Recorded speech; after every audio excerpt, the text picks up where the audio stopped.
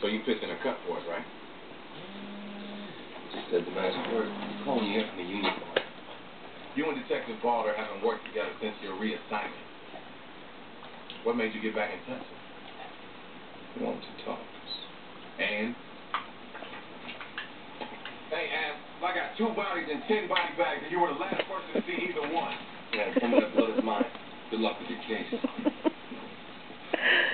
Nice work, Detective. Does that feel so good? You're really his friend? We'll talk some.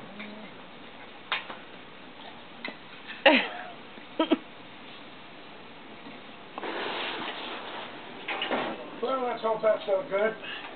Does that feel good? You understand Gretchen? that, right? We're not just Alex's unit thinks you're the guy. We need friends out for us right now. There's only so much I can do from the outside. Where are you going?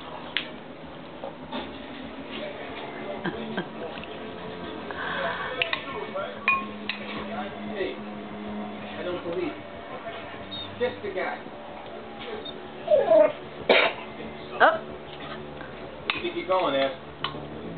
Heck is it, I don't kill it. No. No, ma'am. Where think you going?